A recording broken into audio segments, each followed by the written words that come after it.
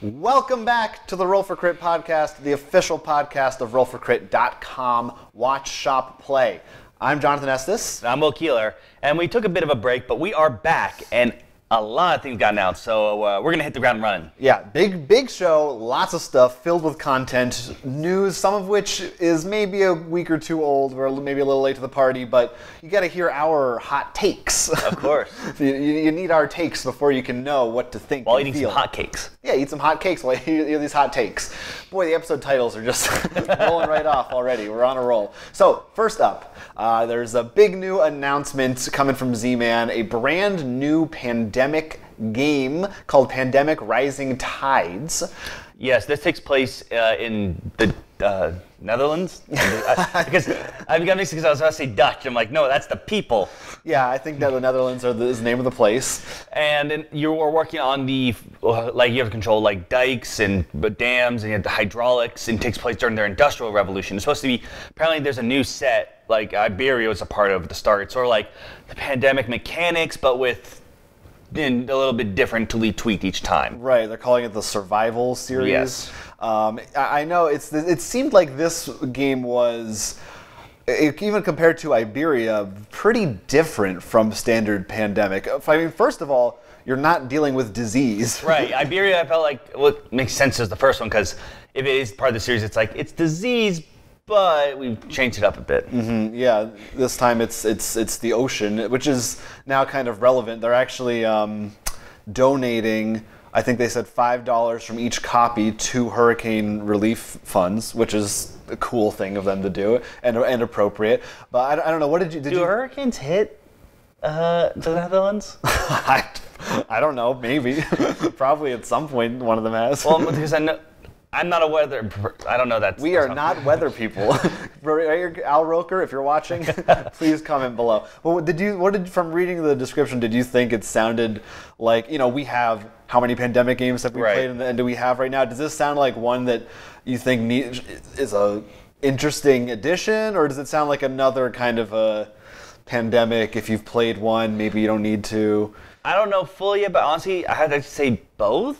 I know it's weird, Yeah, but like it still has a lot of. It seems to be like, okay, I get it. It's the same idea of you have colored cards. You're putting stuff. But I will say that I do like this idea of almost focusing on different parts of the world and how can we bring that sort of cube mechanic, so to speak, and maybe bring something a bit more interesting. Yeah, I'm starting to, I mean, it's already begun, but I'm definitely starting to feel personally a little bit of the fatigue with Pandemic. I'm waiting for Munchkin Pandemic. I know. I think they're going that route, which is kind of like, I get it. It's a name that sells, but I mean, it really doesn't matter, I guess, at the end of the day. Like, if this game came out and was just called Rising Tides, would I be interested in it? I don't know. Like, I clearly they ran the numbers and figured people would buy it more if it said Pandemic. I'm curious what else this new series has to offer. Yeah, if they keep going in different, weirder directions. There's just like a tornado. That doesn't Tornado really. Alley. Yeah, twist. Cubes actually go flying everywhere. You spin the board. Helen Hunt or whoever else was in that movie. All right, so that's coming out later this year. Mm-hmm. So they said late 2017. I honestly wouldn't be surprised if it got delayed like to early 2018, but we'll see. Mm-hmm. We'll find out. Maybe we'll get a chance to play that and give you our real thoughts. Another company is announcing another game in another continued line that is now basically a franchise, although less obviously so. Plaid Hat Games has their, I guess it's the Raxxon series. They announced a new game. It's actually called Raxxon. And if you don't know, this started out in the game Spectre Ops, and then they just, I don't even think it's out at retail yet, or maybe it just came out, Crossfire. Right, and this shouldn't be confused with Raxxon with 3 X's, which is the porn version of this game. that's or it's moonshine. I don't know. You drink it from a jug. No, so the first game was stealth, one player versus many kind of game. The second game was very social deduction. This one is fully cooperative. It's for 1 to 4 players, and you are actually playing as the Raxxon company, and the there's been apparently a zombie invasion, so you're dealing with it as the big corporation that's in charge. I assume we're the ones who started it, though.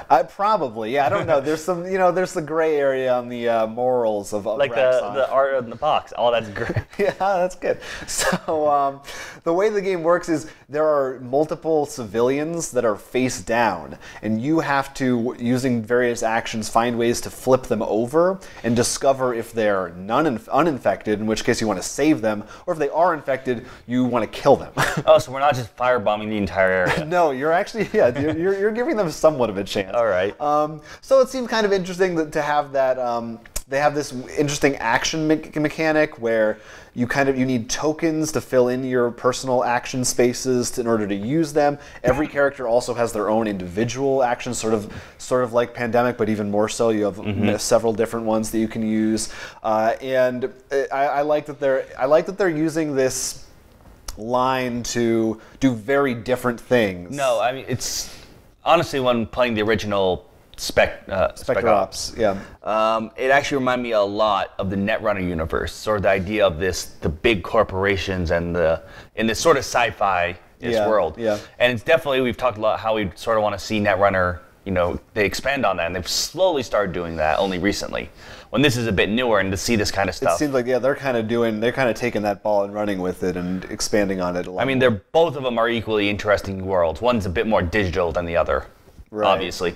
But I definitely love to see both companies expand on these worlds and the stories and stuff. There's a crossover they could do or just be like the same. Yeah. It'd be redundant. So this sounds cool. I don't know exactly when it's coming out, but it's sometime soon. You can go online. They already have a full Watch It Played, did a whole how to play video for it, so you can see the full rules. But both the games that they've had in the series so far have been really fun. There's also a little sort of like event cards that come up that sort of reminded me of the Crossroads cards from Dead of Winter, but it's not on someone else's turn, but you have to make like a choice. So I definitely feel like a lot of cooperative games now need that sort of event deck that sort of shake things up. Yeah, and of course there's a tracker, and if it gets filled up, you lose. Right. So anyway, I look forward to Raxxon. Now, Fantasy Flight's been doing some things. We just can't get away from them, no matter how hard we try. They announced a brand new game that I believe is in the Legend of the Five Rings. It is in the Legend of the Five Rings universe. Right, so Battle for Rokugan. Yes, pretty much you're fighting over the territory of that world. You trying to prove to the Emperor that, your clan is the best clan.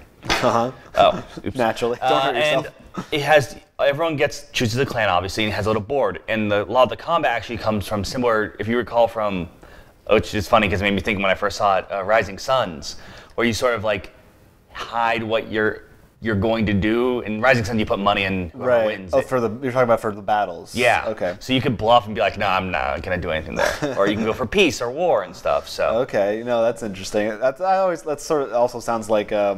Is it anything like Cosmic Encounter, where you have attack or negotiate cards, and you kind of? It said tokens, but it did sound sort of a similar kind of idea.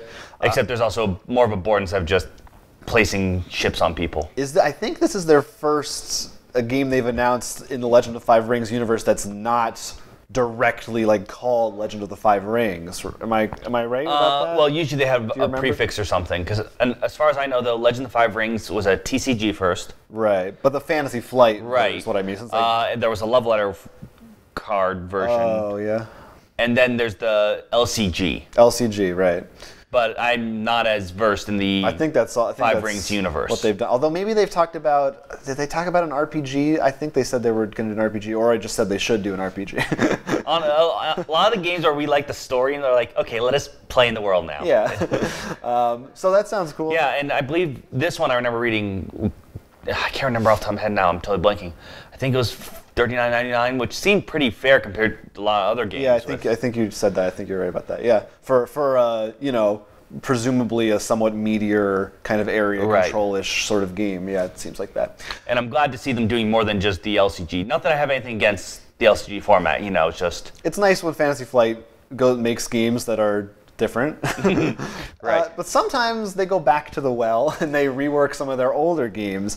There are actually two new core sets that they announced of already existing properties. We're just going to sandwich them together. Right. The first one, going back to our we were talking about earlier, is Netrunner.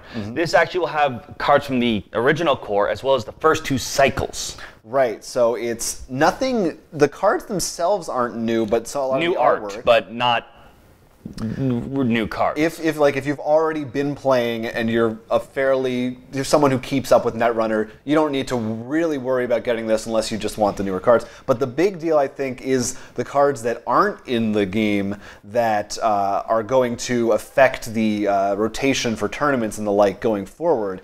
Because I think what's been going on is there are a bunch of cards in there that they kind of couldn't rotate out because they're part of that core set. So they had, but now they can redo that. From what I've read, and I haven't played as much Netrunner, so I don't know the specific names of cards or anything, but it sounds like they've removed some things that help balance it a little more, maybe make the game a little more interesting, like get you a more interactive kind of play experience from the start, which should hopefully entice people who get the core set to want to keep playing more so. Right, like we just finally got our own copies due some luck of 3 copies that have a full playset of the original core, as well as I had a couple of boxes I've found here and there of the bigger ones, and I have none of the packs. And it's sort of nice to get those in particular. I don't know about the packs, but because most of them usually had a lot for the criminal and a lot for this. So giving more cards to let you do a bit more with the decks is usually help let people experiment more, try different play And styles. of course, I don't know the tournament scene, so whether that's a good or bad thing, if you play tournament, let us know. The other one, though, is the Star Wars Destiny. Now, we have talked about this a lot and how the smaller ones. Yeah. But this new core set looks like it's going to be, assuming that they're trying to move forward with it, which we commented a little worrisome about their last stuff, might be a good sign. Yeah, well, when the game first came out, one of our big discussions in our playback video for it was how you need to buy 2 sets, one for each player, versus a game like X-Wing or all their LCGs where you can buy a box and just play it right out of the gate. So they're packaging it more for that. It's a 2-player starter set. 2 players can play. It's got 2 decks in there. It's mostly cards that already exist, but some of them they have reworked a little bit and changed both the art and some of their abilities. Like I know there's a new Kylo Ren, a new Captain Phasma. Now, do you know if that makes the other ones obsolete? I don't. Or is it like there's 2 different copies? No, I don't. They aren't rotating those old ones out. Okay, I just wasn't sure. Yeah, no. That sort of stinks if you've been using Kylo Ren and. You can definitely still use the different. It's like this one. This is like Kylo Ren without his mask on. You know what I mean? So it's like a different style. I think. I wasn't sure if it was actually a literal replacement of the. No, maybe I'm not sure. Maybe they thought this was just a better intro for people, or or they wanted to give people who already have the game a reason to buy this. Right. Is another thing. But it sounds cool. I mean, this was a game that I would love to play if I had time in our lives for a collectible card game. I really, really did enjoy it. I mean, we barely have enough for the LCG. I know. We barely have enough for anything in our lives. It's hard. But this sounds really cool. I'm glad they're doing this. What also I thought was interesting about it is that they're not calling this, it's like Star Wars Destiny subtitle box. It's just called 2-player starter set. So it sounds to me like, at least for the foreseeable future, this is going to be the starter set that everyone who wants to get into the game will start with. Whereas before they had, done all this talk Each time about they're going to be new rotating everything brand new. So it's interesting. Maybe they're moving more. Maybe that didn't work so well for them. They're going in this different direction. I don't know. I think it is a better model. Even definitely. Magic, I know, used to do so much more with they still do some starter decks, but it used to be like 1 for every color, or usually like 4 or 5. Now I think they do like 2. Right. Yeah. And they come with exclusive cards. I mean, honestly, I would be thrilled if they just said we're just making it an LCG now. Yeah. But I get it. It's fun to collect and all that stuff, and of course, it's still compatible with all these other cards and all that. So, 2 new core sets from Fantasy Flight. That covers our news for this week. Or does it? We're going to get into our Kickstarter Pickstarter. Now, there's a bunch that we'll mention later. Because we've missed a few weeks. Right. So we got a lot, but we're going to focus on the newest ones first, as they're the hot stuff. That's right. And going back to what you're saying at news, news at 11. So this Kickstarter is really more of a party game. In fact, there really isn't a winner. The way the game works is you usually have a group of friends, and someone is the head anchor, and they'll go like, all right, Jonathan, how's the weather?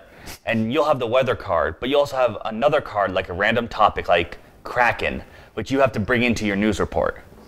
Now, when you say the weather card... Like, you're talking weather, someone will be talking sports. Okay, like, okay. It just says weather on it. Right. Okay. But you'll have something else that's weird, like kitten or kraken or something. Okay. And you have to fit that into your story. Okay. And that's the morning news. Then you'll have like an evening news where you all get another card. So then you'll have to do like maybe krakens and hot dogs. Okay. So like it pretty much your story gets wilder or milder. It kind of sounds like the Whose Line game. It honestly, that's what made me think, because as soon as they said choose a head anchor, all I could think of was Con Mockery doing something really good. Yeah, in front of the green screen. Yeah, those are classic. No, not that. Like when they did the news team, he's always like the head anchor. Oh, and those are good too. Yeah, I thought of yeah, that's right. 2 different games. Yeah. But I thought it was a really interesting one if you were looking for something more party and just fun to just make jokes and stuff, or drink, because I feel, of course, drinking always makes these kinds of games better. And for me, I was confused when I looked at this page because they use the @ symbol, and everything on my computer turns that into a Twitter link. And all these news at 11 that didn't go anywhere. Anyway, but the game itself is $19. Mm-hmm. So it sounds like a fun little party game if you like that kind of thing. And you're going 1 for 1. I didn't know how to say that, but you have another one right now. Yeah, much bigger. Called Zero Gravity. Yeah, I thought this was just an interesting one to look at. It's a miniatures game, just like your regular combat and stuff, and it takes place in sort of this futuristic gladiator stadium. But as you can see on the picture behind me, it's not 2D. They have magnets. You have this cube, which you play in, and you can actually go on the walls, and the miniatures have magnets. So when something says like you can shoot when you have the stick, like this far, you're not just measuring like this. You can measure up and hit something on the walls and stuff. That sounds amazing. Yeah, so I thought it was something a lot more interesting. Definitely if you're into the miniature combat thing, it's, I think, definitely worth checking it out. No, that sounds like a really interesting twist on the genre. It makes me think of Ender's Game, of course, or anything with a 3-dimensional... I'd love to see someone use X-Wing with this, so you can actually have like crazy U-turns. That's true, because there's a whole... No one ever uses the Z-axis. It's all about X and Y. So that's why I thought definitely worth checking out if miniatures are your thing. That sounds cool. As you said, it is a much bigger game. It goes for $106 for that core set. As miniatures tend to go. Hey, it comes with magnets. How do they even work? Okay. Old jokes. We won't, no more Juggalo. We don't want to get the community upset any more than we already have. Final big one. This is one we actually heard about a lot at Gen Con. They were really pushing their presence there at the show. It's actually on Indiegogo, not Kickstarter. So it's not a Kickstarter Pickstarter. That's right. It's an Indiegogo schmo. And this is an app called Dized, D-I-Z-E-D, and it's a tutorial app for board games. The way that it works is, of course, there are many tutorials out there. We have some of our own on our channel. Just a few. Yeah, these are actually going to be interactive, and the idea is you would set it up as you play the game. So it wouldn't be beforehand. It would actually walk you through your first round or two, maybe, of the game, along with everybody playing with you, and you would press and say, okay, we've done this, we've done this. It's actually, if you see the video, we'll play it, very detailed 3D artwork and stuff, and it's actually interactive, so you'll tell the app, well, okay, we got this many points that first round, so this is what happens. So very tailored to the game that you're playing, very specific to actually walk you through. You don't have to wait around for, sometimes these videos, like I know we've watched tutorials for games that are an hour long sometimes. It's like, no comment. We have no choice. That's how we gotta learn how to play this game. So this hopes to do away with that. Yeah, I mean, definitely something we're looking into. However, I will admit that while yes, that helps do away with the hour difference, sometimes like if you don't know something in that first move, it really sets you back. My easy example is Catan. If you don't know that you probably should place on these spots, you're going to be playing a very much harder game. That's so an interesting... I'm very curious how they deal with something like that. I think they'll try to walk you through that, and I do know there is a question feature in there, so you can, for instance, like look up, search something, so it's not strictly just one video. They actually have multiple features. I will say I don't know if they would say this, but I think that in general, unless you're playing with someone else who knows how to play. No, right. If it's it's not all usually your too first bad. time, Yeah, it's better to. I'd rather learn than because I'm not going to know the strategy anyway. No, right. But I'm just saying, it's not even that you'll know a winning strategy. It's just that, that's why I brought up Catan. It's just that you feel miserable if you're not getting anything. Yeah, I think. So it's not too often. I'm just very curious. But it does sound really cool, and obviously, as you said, we've said many times, apps are, I mean, it's really interesting because we were talking about this War of Mine, which also does some weird things with the way it teaches you the game. I'm very curious to see, in the next 5-10 years even, what rules I assume we beam it in our head. I mean, that may be, but I do think maybe AR stuff will become a thing. I think that is the next kind of evolution, maybe. Anyway, you can back this on Indiegogo. It doesn't actually launch until next August, so it's a ways away because they're really going to try to get a ton of games installed on it. Now I'm just picturing you because you said AR and stuff that I could tell you got something. Well, playing Werewolf, One Night Ultimate Werewolf or something like that, and you just look around and your thing can see the werewolf, and you just look at someone's face, you just see it turn into a werewolf or something. Sounds great. The way that the campaign works, you're not buying the app, you're buying credits, and you can either use them for one game, so you could buy a game tutorial and always have it, or you could do a monthly subscription where you have to pay a little each month, but you have access to all the tutorials at once. So it's an interesting way they're doing it. Whatever fits best for you. So we'll see how that actually goes. I'm definitely want to try it out and see how it actually works in practice. There were a bunch of other ones that we'll roll off quickly. Right. We talked about them before. For example, the Warehouse 13 one, which we brought up a lot during Gen Con. That one is out, as well as the Lost Station, which we talked about before. It's a Pickstarter, and you saw it there. From Everything Epic. Yeah, they had to redo it, so it was up.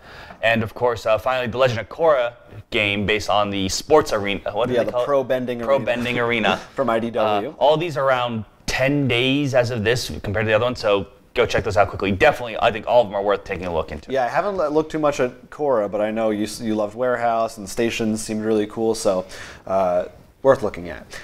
Let's do a few comments. Just a few. Yeah, just a few. From the Peanut Gallery? Had a bunch. Mainly, Meeple Gallery? So, if you didn't know, we were at Gen Con a couple weeks ago, so we picked a bunch of comments from people talking about the things that we covered at Gen Con. One of those was the new Civilization game from Fantasy Flight, Civilization: A New Dawn. You got to play it? I played it and liked it. One of the things in that game was the way your actions worked. I mentioned how once you've used one, it rotates to the back of the pack, and as they slide up your little track, they get more powerful, so you're incentivized to hold on. Yeah, so Taryn Dean commented that it sounds like the market in Harbor with goods changing value. I thought that was a good comparison. It's a lot like that. So, and I guess Puerto Rico, or not Puerto Rico, Le Havre was the one that's based on, right? I get them confused. So I think that's a cool mechanic. No, it is nice because it's not just, okay, I'm just keep attacking. You actually have to think of how can I manipulate my action order, so to speak. Yeah. Dave Dog chimed in saying that he's done some research, and it sounds like Fantasy Flight, are not getting rid of the other Civ game. It's not a replacement. It has another print run coming. Okay. Seems like these two are going to live in harmony, although this one seems like maybe it's more streamlined than that one. So I don't know exactly. We haven't played that one. They've got Arkham Horror and Eldritch Horror going. Yeah, that's totally true. So that's cool. Corvo Atano says he's amped for Wasteland Warfare, the Fallout miniatures game from Modifius. Yeah. It says the paint will probably cost more than the game. Probably. I mean, unless you just do it like I do. I just buy one bucket of white paint and I just paint everything white. That's if you decide you want to put in that much effort. Yeah. It makes it harder to play, but it's just a little thing that I like to do. Miklos Fitch got to play the game Yamatai. The New Days of Wonder game from Bruno Cathala. Said, played this and was really impressed. Now I need to buy it. There were many other similar comments on other videos of people just saying they wanted to buy games. I'm not going to read through all of them, but happy to hear about your excitement. And finally, here's one from Board Game Geek about the Splendor expansion that you played, Cities of Splendor. You specifically, there's 4 modules. Right. There were 4 tables there. I only got to sit at one. Right. The one you did was called Strongholds. Yes. And Bill Gallagher on Board Game Geek said, for what it's worth, most of the reviews I've read rated Strongholds as the weakest of the modules. So I mean, I didn't think it was that bad. Like, so that's probably a good sign. It was just more curious to see how you'd play. Like we said, it turned out like maybe you might be able to stranglehold people maybe a little bit. But there are ways around it. He did say, especially in 2-player, that it was not as good. I mean, would Splendor ever be as good in 2-player? Well, no, it's not. Well, I think the better thing is, would you want modules that work every way, or one that works better 2-player, one that works better? No, that's true. Yeah, you want to. That's good to have something for different situations. All right, now we've played a ton of games. A ton. A lot. So the rest of this episode is going to be all about these games we played. We may go spoilers. It was all tic-tac-toe. It was all tic-tac-toe, and time to go. No, lots of games, starting with this very important one because it was a nominee for the Spiel des Jahres, didn't win, but we did play it, called Magic Maze. Boy, this was a fun game. If you don't know how it works, give them a brief rundown. All right. So the way it works is you're all working together, but you're not each playing as a different player. You're all sort of hive mind, I guess would be the phrase. You play as adventurers who are broke, and they need the gear for their next adventure. So you're going to go rob the mall. But obviously you don't want to get caught, so you have to all plan out together, rob the place at the same time, and get out. The thing is, no one can talk. So you all have to work together and move the pawns around to the specific places to get there and get out.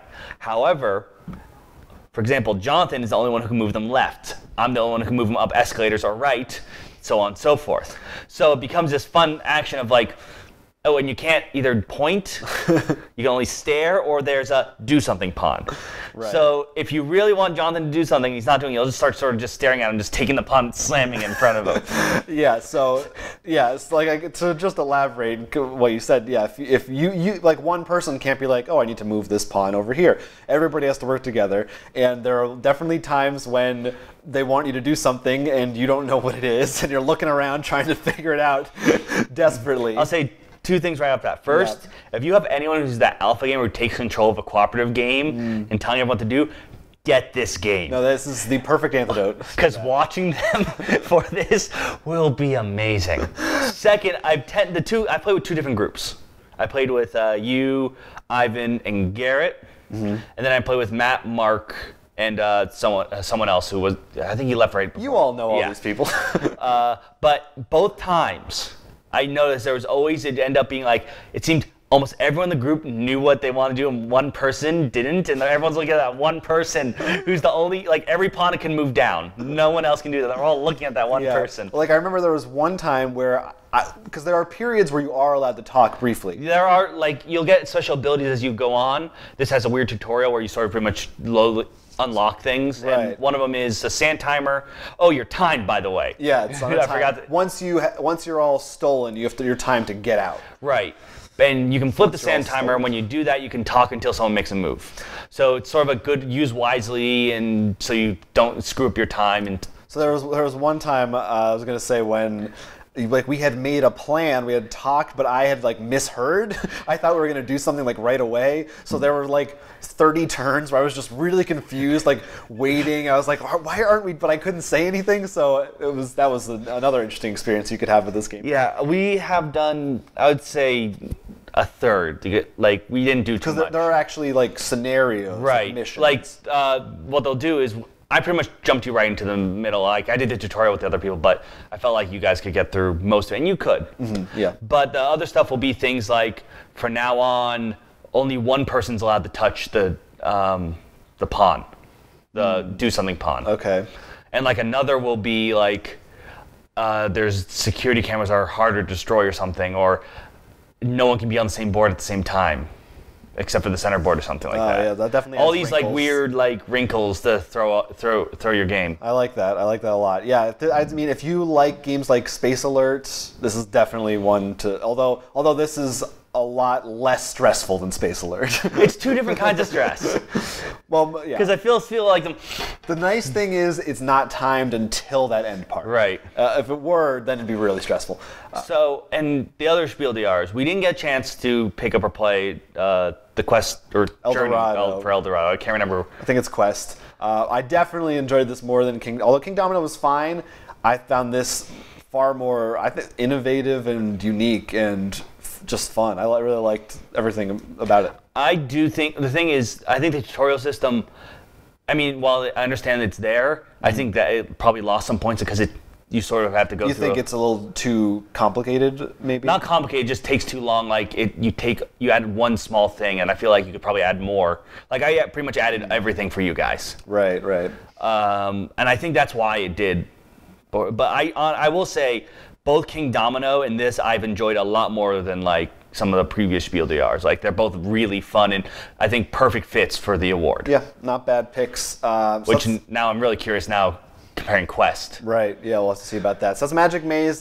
Should be out. I think it's available. You can find it places now maybe. If not, I don't know. Look for it. It's cheap though. It's like $20-$30, you know. So fun, very fun kind of party game. Next up, another one that was big at Gen Con, unveiled by Arcane Wonders, their newest Dice Tower Essential, called Viral. This is essentially an area control game. You're all playing as different viruses in a guy or girl's body. We're in some form of a human body. We don't know. That's all we know. The map is various organs, and you are placing your viruses in those organs, and you're trying to get control of them. Essentially, that's the idea of the game. And you want to have more than everybody else. Obviously, it's competitive.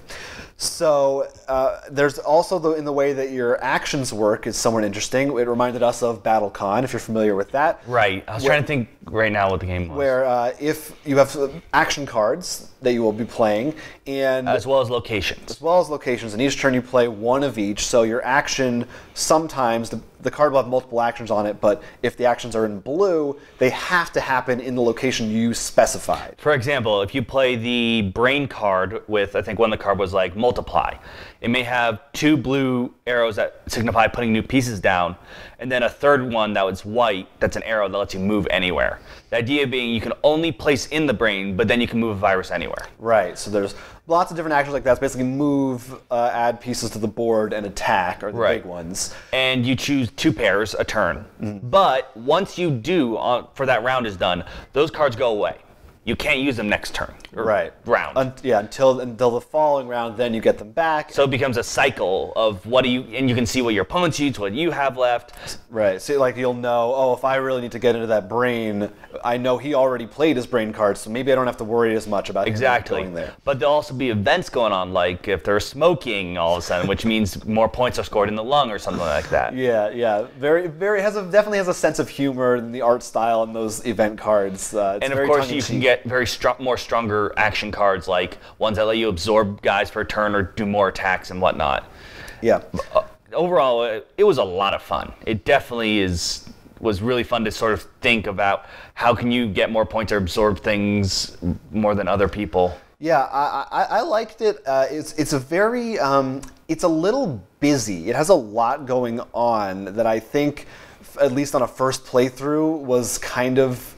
Not that it was difficult to learn, just that like it's an area control game and you're doing this thing with the action cards and the way that you're attacking and following these charts. It kind of feels like they tried to do a lot of things with it, which is cool. I respect that, but maybe it was overwhelmed me a little bit for my first playthrough. Also, it was kind of late when we were playing. I was kind of tired. But I did overall find it fun. I would say this is. I'd probably put this at the bottom of the essentials that we've played, at least so far. All right, we played Sheriff, Speechless, and Onitama, I believe, are the 3 that we've played. Of those 4 games, this is the one I would be most hesitant to actually call essential. I think it's not as unique as those other games. I understand what you're saying, but I think it's an essential in the sense that, like, this is your party game, this is your territory game kind of deal. This is your I think it fits in that way. And I think it did have a lot of fun with the interesting mechanics of, like, it looks like you're helping your opponent by saving his viruses, but really you're scoring more points and stuff like that. But I can definitely see how you're saying it because I like Sheriff and stuff. Yeah. But I do think it was. If that's what they're going for, I get that. I just felt like there are definitely better area control games, whereas Sheriff is a really great party game. You know what I mean? Like that's. And Speechless is like, well, it's like charades basically, so it's essential because it's so basic almost. I don't know. It's just a label, but it's something interesting to think about. But still, I did find the game fun, and I do want to try it again. There's different, there's also like a drafting or I guess not really drafting component, but you get a deck building, I guess. It's like a hand management. Yeah, because you do add new cards to your hand, so that there's lots of different strategies that could come out of that too. Yeah. So we want to try that. So check out Viral if that sounds cool to you. Of course, we played the newest games, deck building games from Upper Deck and Cryptozoic recently that we got at Gen Con. We're going to start off with Legendary Buffy. Not too much to say about this one. If you've played Legendary, a base set, you know what you're getting into. It is based on the Buffy the Vampire Slayer show. You can see our rundown of it in an older Gen Con video. But let's talk about the one big thing, the day, light, and dark mechanic. Yes, there is a day-night tracker, and different effects in the game will move up and down either way. And there's 3 points of each, where it's 1, 2, 3 in light, 1, 2, 3 in dark. And many cards are affected by this, and if it's dark, they will do this, or if it's not dark, they will do this. A lot of the bad guys have abilities that trigger when it's dark. Shocker. The Mastermind in particular, if it gets past 3 dark, he has like a really bad thing that happens, and then it actually moves back up to 1, and vice versa. If you get to 3 on the light track, whoever's playing gets a special courage token they can use, and then it goes back to 1. I thought, even though, as I already said, the game is basically Legendary, I liked this a lot more than the Big Trouble in Little China, which is their other standalone licensed game in Legendary that's not in Encounters so far. Because of that day-night tracker, really did do enough to make it feel different and special. Well, I think another thing, you brought up courage tokens, which if you played the other one is like the shards. Right, from Guardians of the Galaxy. Which I know one of the big things we've talked about, which they started to do with the keywords a bit more, was that like we like these keywords, but then they never appear again in the small set. This is a whole big box that pretty much is using the shard mechanic. Yeah. Which is really cool. And I liked a bunch of the cards that we played with a bunch of the heroes. I think possibly because of that day-night track, a lot of them, it doesn't feel like they're just, this guy's like Spider-Man. Yeah. So there's some different, very interesting ones. I do think it would be, I'm very curious about mixing the sets, how it would work, because a lot of the day-nights also kind of depend on other people sometimes affecting the day-night cycle. So if you have different cards in there, it could become unbalanced. I don't know. I was just thinking about that, and I do think what you probably would do is maybe not take either use heavy on the Buffy with maybe 1 or 2 Guardians. Like, definitely we want to play one with Blade. Yeah, of course. Things something like that, or you do like what I want to eventually do. It's just I'll eventually write something up. Is like for Alien to bring them into the regular Legendary is actually sort of have a little conversion thing. Like maybe like, oh, okay, so if it's a 4-cost hero, like if it's from the Marvel Knights, they make it dark. If it's from an Avenger, they make it light. Or something that gives that if you wanted to help. If anyone watching is a Legendary fan and has ideas or fan variants like that, let us know. So exciting to see how the X-Files now after this. Very excited for the X-Files one. I'm most curious to see if they're going to use art or photos again. This game uses the photos from the show, which works for the most part. The flavor's pretty good. I liked it. All right, so that's Legendary Buffy, which I think is getting a wider release in October for like Halloween, probably. Of course. Now we got DC Confrontation. Yes, on this show we've talked about the DC Batman versus Joker. In essence, that's a big box version of that. You get to choose 1 out of 4 heroes: Superman, Wonder Woman, Aquaman, and Zatanna. Very interesting last pick. Versus pretty much their villain arch nemesis equivalent, who I will not name because I only know Lex Luthor out of them. And I think it's Cersei was Wonder Woman's. It's not Black Manta. It's like the Aqua King guy. Aquaman fights Jaws or something. It's like his half brother or something like that. And then the crazy wizard whose name I'm forgetting for Zatanna. You said you weren't going to name them, then you tried to name them. Then I tried anyways. Like I was, no, I'll do it. You didn't listen to your own advice. I always. So how did this go? It's a lot like Batman versus Joker. And you can do a 2v2, which is what we did. And it turned out, I think I need to give another game through maybe and stuff, but I don't think or maybe mix it with some other cards. I liked it as much because one of the things I noticed, I felt like one person got ahead really fast, and there was one card that gave weaknesses that we saw. So we, as the hero, we just kept getting weakness piled on us constantly. So it was a little one-sided. Yeah. And that's with their other person feeling like their big card was worthless. That's always fun. Yeah. I think you were saying that it took you a long time too, because of the analysis end paralysis. Goal. Yeah, there's a lot more waiting to think about how you're going to attack and stuff. Because you could waste the whole turn if you attack and are able to hit the power. So I guess for one player, 1v1, it's not as bad because... I was going to ask, do you think the 2v2 was part of the problem? That might be it. I want to try the thing. I definitely want to throw the Batman Joker cards in there because I think those would be a lot of fun. So maybe not a super successful first run, but... I mean, it maybe works better with other people. Maybe it's just the people I played with. That could be it too. Wouldn't surprise me at all. So if you've played Confrontations, let us know. I do like one thing I want to add that I wish there's a bit more of. We didn't get to use it as enough. Do you remember, I think it's called Cooperation in like Alien, where you could play cards to help coordinate? They had Assist in here, which is that. So you could play cards outside of your turn to help someone? Yeah, and that was my favorite. Nice. That I loved about it. And that I think was, if there's more ways for me to... I didn't get enough, I guess, or something, or they never came up when I needed them. But that was definitely, my favorite. And I played Superman, by the way, which is all about the assist cards, was his whole thing. That's good. I like that. No, yeah, I loved that in Alien. That's a great addition for team-based games. Yeah. That's DC Confrontations. We're still going. There's still more, my friends. There's still more. Werewords. We've talked about this. We talked about it. We played it at our PhD event earlier this year. This was the first time we really got to play it with a large group. I think we had 10 people, if not, I forget how many this goes up to. 9 or 10, yeah. Yeah, I think we had 9, maybe 9 or 10. Yeah, because you were at the head of the table, and then I think... We don't need to count. Yeah. If you're not familiar, it's basically Werewolf meets 20 questions. One person has a word, everyone else is trying to guess it, but someone in the mix is a werewolf and they are trying to ask misleading questions, or if they're the person answering the questions, maybe even answer the questions incorrectly. And at the end of the game, of course, you can try to guess, if you didn't get the word, who the werewolf was. And if the werewolves lose, they can try to guess who the seer was, who knows the word as well as the mayor, and wants to try to lead the villagers to the right questions without being caught out. And there's a couple other roles in there, but that's the major ones. We don't need to go into all of them. So this is a game that takes, between 5 and 10 minutes to play. Right. And we must have played it at least 10 times in a row. Oh yeah, we did a lot of games, which brought up a lot of interesting things. I felt, right off the bat, I think it was a huge success, because it's rare that you play a game and everyone wants to play it again and again. And there are different difficulties, which we played through them, which became very interesting. Harder words you can use. And I'm excited to make your own list of words.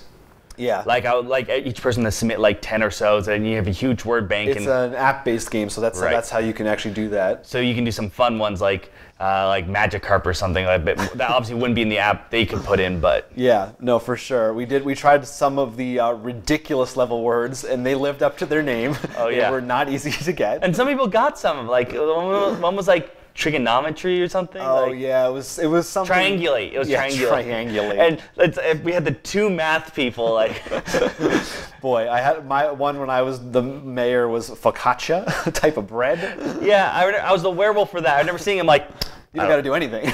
You're set. No, because even though I was I don't know what that is. Right. So my favorite though was when someone had fist. Oh my God. And we're asking him, is it a living thing? Yes. Is it a person? Yes. So it's just. Then they were like, wait, there's like a maybe token. So there's like, well, maybe? And we're like, is that a person or not? Fist. That was a tough one. There are times like that. Well, and that's part of the fun is then you're like, oh, maybe they were the werewolf. They were lying to us because they did it. Like someone's word was Donkey Kong and they didn't know it was Japanese. And they said it was American. And it was really funny because it threw everyone off who was big Nintendo fans. They're like, okay, it can't be this. And I was the seer, so I was like, well, I can't just say that's wrong because they'll know. So that was fun. But overall, I mean, if you like word games or the Resistance, this game almost feels like it was tailor-made for me. Like this is the marriage of some of my two favorite genres of games. So I really had a blast with it. I think this will be a staple for big party games from now on, for sure. Then we moved on to another one that's also can be played with a fairly large group and is also about asking yes or no questions, called 3 Secrets. I was really hoping it'd be called Yes or No. That'd be fun. Real simple. So if you've played Dark Stories, this is a lot like that. One player has sort of this mystery and everyone else is asking yes or no questions to try to figure out what they are. However, this is more structured than that game. There are specifically 3 mysteries that everyone's trying to guess, and you only have 5 minutes for each one. So if you fail to get any of them, if your 5-minute timer runs out, you lose. That's it. And the game is over. So yeah, it comes with a picture though, which usually is black and white with the exception of 3 objects, which would be in a color depending on difficulty. And right. Like you can see here, like the safe, the key, and I don't think you can see the third thing there. Something else is colored in, and those are the items that you're basing your guesses on. It's a mystery, a secret about those 3 things. Right. And they can be some really crazy stuff, which I don't want to say because obviously you may come across them. Right. We will say we did do this one. which was interesting. There were some arguments about what questions were asked or answered correctly or not, which is bound to happen with these games. But it still was fun. It was definitely fun. I almost kind of like it a little more than Dark Stories. Dark Stories is great because you can play it in a car or anywhere. This is fun because it's a bit more structured. Because of that time limit, which might sound like a negative thing, especially for someone like me. I tend to not like time limits. Right. But the difference is because you have that picture. With that, I think all the negative time limit are sort of because you have a guide, so to speak. That's true. You have a little more helpful clues. Plus the person. Like Dark Stories usually is just a man died after looking at a mirror. What happened? Yeah, it's really vague. You're really meant to go on riddling for a long time, which is where I think can come into the fatigue of that game, where if you're not getting it, you just get angry and bored. This avoids that problem. Also, the question answerer person is allowed to cut the time out in order to give a clue to the group if they think they need it. So they have other helpful ways that are in there. So really fun if you like those kinds of guessing games. Fun deduction game. This one was cool. So that's 3 Secrets. Finally, one more big one that we played and a weird one. Yeah. This was a Kickstarter pick from a ways back that I got. It's called Murder Most Foul. It is a murder mystery party game. Yes. In every sense of the word. This is not a traditional board game, not even a traditional role-playing game. It's one of those games where everyone has a role and you are walking around an actual house and trying to solve murders and stuff like that. The way this one is actually structured, one person is the host. It was you. It was me for all the games we played because I was actually the host of the event. Yeah, and you were murdered. And one person is the detective, and they're going around trying to figure out who killed you. Everyone else is a guest, and throughout the rooms, you hide weapons, which are everyday household objects, but they're signified with either a string, we use a little piece of tape, so they know what's a weapon. If you have a weapon and you're alone in a room with someone, you can kill them. If both of you have a weapon, you rock, paper, scissors to see who dies or not.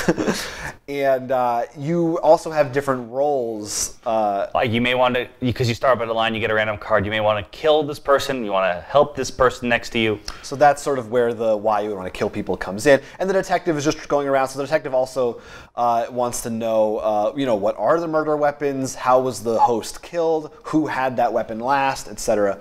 I never played as the detective. I was always a guest.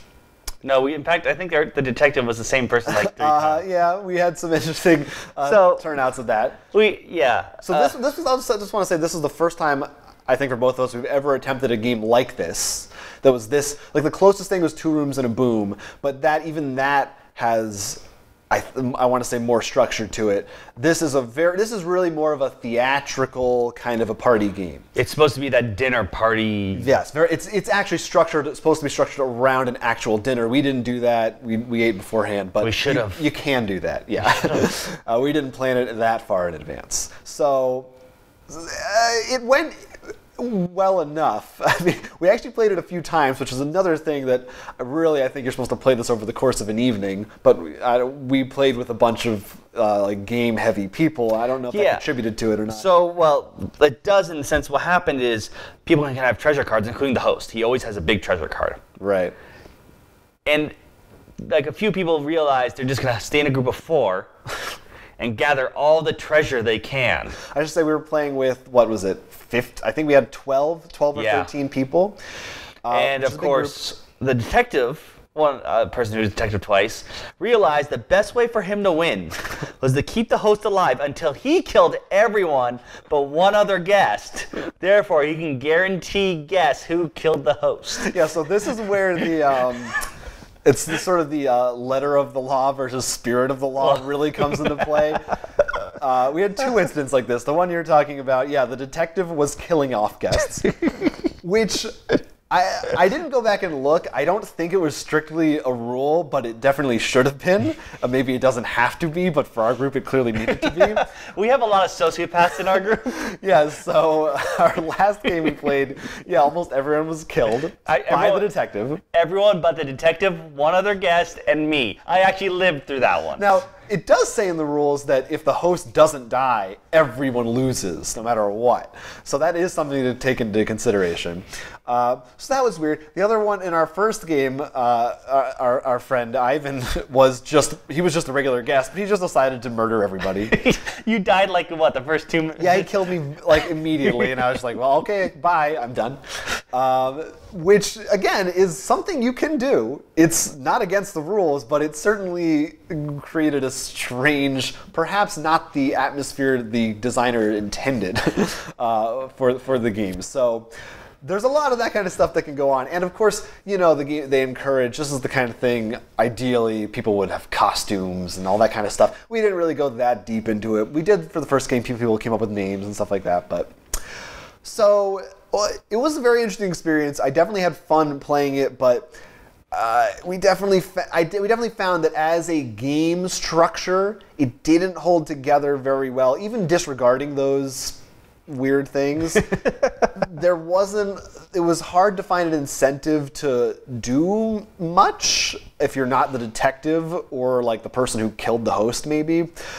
This is really the kind of thing that I think you have to go all in the role-playing side to get the full enjoyment out of it. Oh, yeah.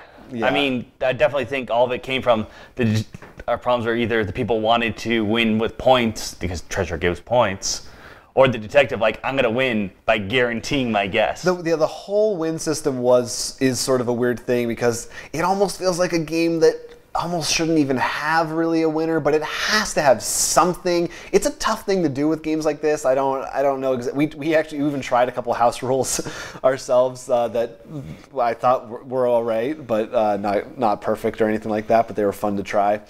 But it was definitely an interesting experience, and I don't know that I'm like dying to play this game again, but I definitely want to try similar games. How about trying that hot sauce? Yeah, it does come with a hot sauce called Poison, which you can... I did not get poisoned. You can use it actually to like put on someone's food, and if they taste it, they're dead. We didn't actually do that because people have allergies and stuff like that. But I do want to try that hot sauce. I'm kind of scared of it. But that is a great, unique gimmick. So I think you can get this. It's on Drive-Thru RPG. Not very expensive. It is. I think if you know you have a good group that's going to get into the role that's playing, willing to get into characters instead of just. If they're the kind of person when you play a story game, they're just like, all right, I moved forward and that's the end of the story. You don't want to play that. Yeah. You might want to give it a try for that reason. The hot sauce I don't think is available anymore. Special hot sauce. So.